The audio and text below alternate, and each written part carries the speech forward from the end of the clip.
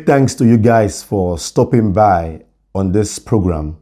Please do not forget to like our videos and also subscribe to our YouTube channel for more videos. Now, do you know that as far back as 2015 in Nigeria, the cost of living was very low, cheap, and affordable. With just 100 naira, you could afford 2 noodles and egg. And with this currency you are seeing, 10 naira, you could afford groundnuts and sugar for Gary. But as we speak now, the Central Bank of Nigeria, in collaboration with the federal government, are phasing out this lower currency. Today, on this video, we shall sample opinions to see the effect it is having on our economy. Joining me on this program is Chief Roland Okugbowa.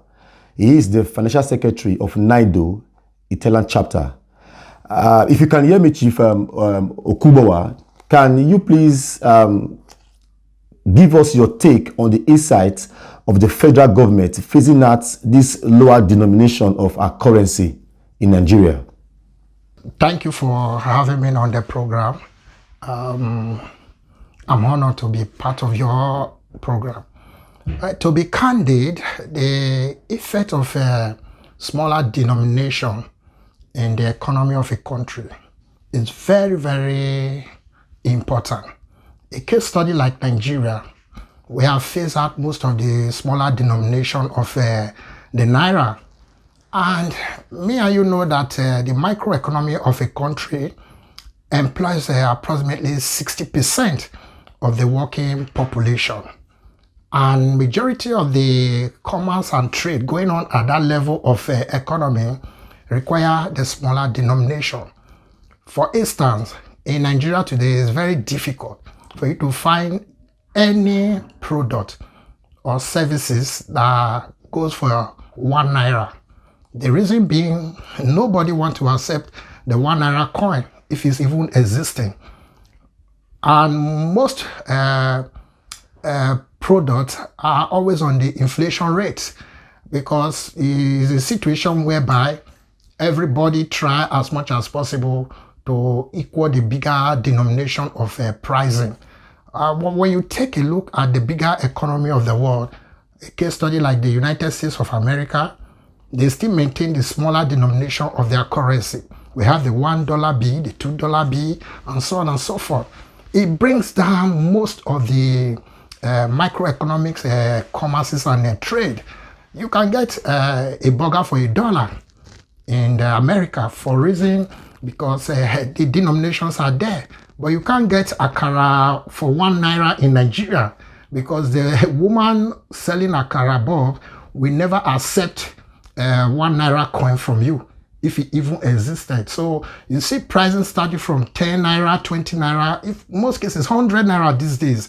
And it affects the purchasing power at that lower level. So if we'll have to look at the bigger effect of a smaller denomination, if phased out of the economy of a country is a big loss. But if we want to also look at it on the other way out, if the smaller denomination are equally there, majority of it are mutilated. And for a country like Nigeria that spends so much money in melting their currency, it becomes a disadvantage to the country. But if the people managing the fiscal currency of the country can look for a way, maybe with this new e-naira, most of those challenges will be remedied and solved.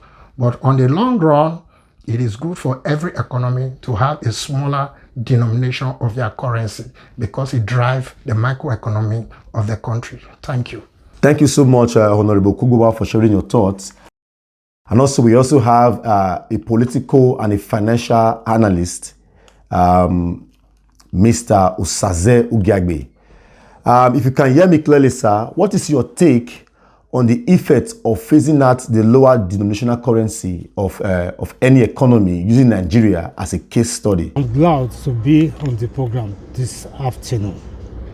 And thank you for giving me an opportunity to say some certain things about the effects of the federal government or the Central Bank of Nigeria phasing out the lower denomination of currency in Nigeria.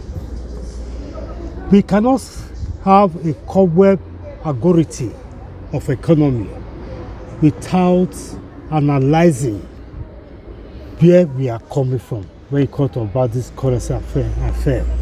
So that is why we have to take a little bit into the microeconomics and the microeconomics to deliberate about the effect of the economy. When you talk about the micro, you are talking about the international. When you talk about the micro, you are talking about the local own. In the international body, when you talk about the microeconomy, that is international, you know that Nigeria currency is worthless at present. The value are devaluated to other international currency, especially in Europe and America.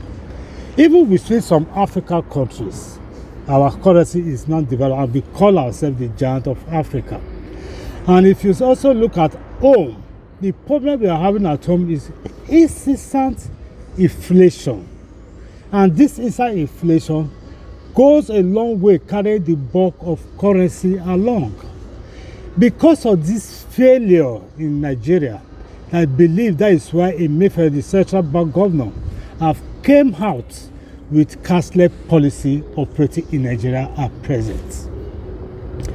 How can you be operating a cashless policy whereby there is no money in the economy?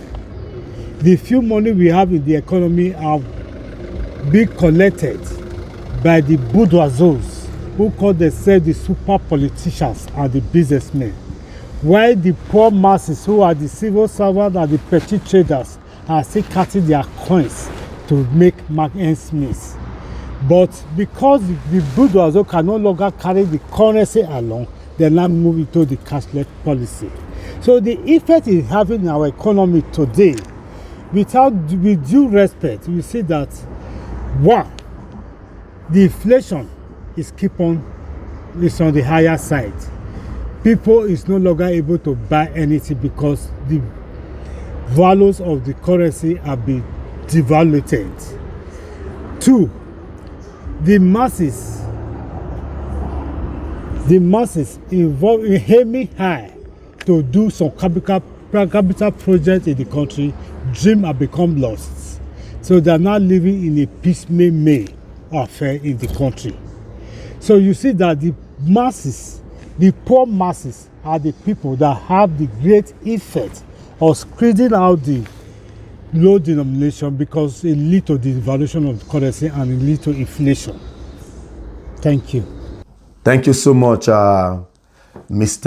Osaze Ugiagbe, for sharing your thoughts and your opinion.